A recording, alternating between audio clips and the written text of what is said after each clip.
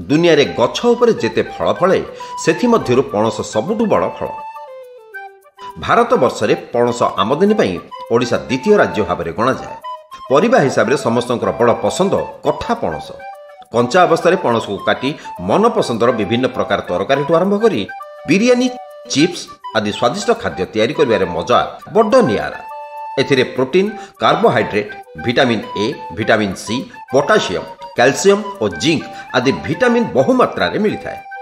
आंब बगीचा, सपेटा बगीचा किंबा पिजुली बगीचा भली ओडिशा रे पणसर संगठित चाष प्राय देखा जाए नहीं। एई गछ जंगल किंबा बाड़ी रे बिना जत्न रे बढ़ुथिबार देखा जाए। तथापि ओडिशा रे कंचा पणस और पाचिला पणसर चाहिदा बेस उत्साहजनक। साधारणतः दुई प्रकार पणस ओडिशा रे देखा जाए, यथा कादुआ पणस और खजरा पणस। किंतु कादुआ पणस बहुल मात्रा रे ओडिशा रे देखा जाय थाए। एहा अत्यधिक मीठा और रसाळ। एथिपई खाइबाकू सब लोक पसंद करि नथांती। सेमिति गछरे पाची झरी पड़े और नष्ट हुए। प्रकृत पक्षे कादुआ पणस पाचिबा अवस्था को आसिले भी एहार व्यवसायीकरण सठिक भाव में हो पारे नहीं। कंचा पणसर चोपा छड़ाइबा बहुत कष्टकारक काम, किंतु अर्का नीलांचल जैकफ्रूट पिलर एई मशीन द्वारा कंचा पणर चोपा बहुत सहजरे काढ़ी हबो। सेथिपई CHES रो वैज्ञानिक माने कंचा अवस्था एहार व्यवसायीकरण उपर चिंता व्यक्त करी पणसर मोटा चोपा को छड़ाइबा पई एक जंत्र बाहर कले।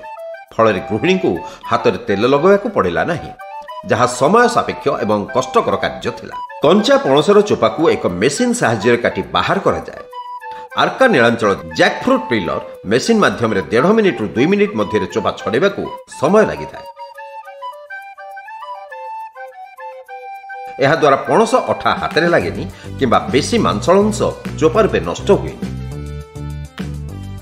वर्तमान यह छोट छोट खंड करा जाई एवं कटा अंश गुडी को सिट्रिक एसिड एक शतक नहीं द्रवण प्रस्तुत करा जाए और सेथिरे बुड़ाई रखा जाए। तत्पर बाहर करी आनी खरारे सुखा जाए। पर मुहूर्त में जरी पैकेट रे भर्ती करी बाजार को छड़ा जाए। ओडिशार जनजाति संप्रदाय पई एही मेसीन एक जुगांतकारी पदक्षेप कहिले अत्युक्ति हब नहीं।